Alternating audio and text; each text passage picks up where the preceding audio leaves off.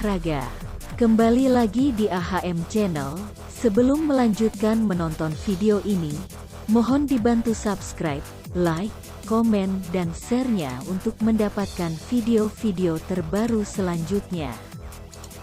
Terima kasih, semoga Tuhan senantiasa membalas kebaikannya.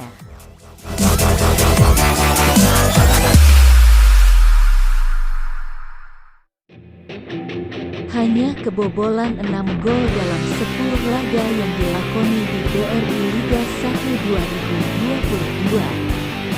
Duet Yuran Fernandes dan Agung Manan termasuk salah satu pertahanan paling kokoh di Liga 1 musim ini. Namun perlu digarisbawahi bahwa sepanjang laga dilakoni belum sekalipun Yuran Fernandes absen. Lini belakang pasukan Ramang dinilai akan rapuh jika tak diperkuat Yuran.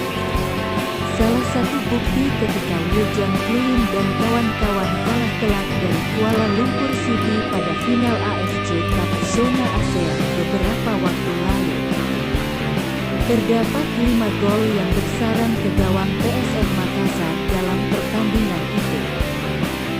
Ini menjadi bukti kuat bahwa PSM Makassar membutuhkan bek sepadan yang bisa berduet dan bahkan mengisi posisi Yuran Fernandes ketika harus absen.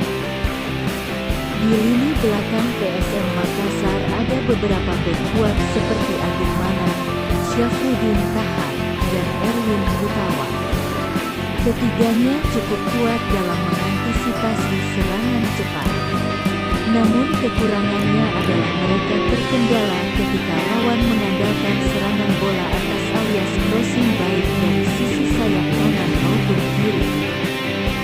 Menyadari hal itu, Bernardo Tavares mengusulkan kepada manajemen PSM Makassar untuk mendatangkan pemain yang punya keahlian dalam mengantisipasi serangan dengan bola atas, apalagi salah satu klub.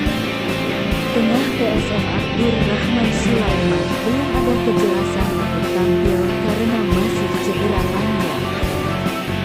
Ada beberapa nama dianggap cocok di antaranya Ahmad Jufrianto, Fahrudin, pemain naturalisasi, Fabiano Beltrame, hingga Victor Iqbonevo.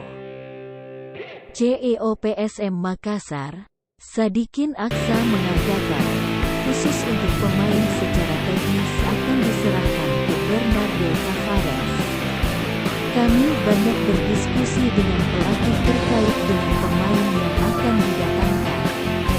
Ada beberapa nama memang tidak bisa karena masih terikat kontrak dengan tim lamanya.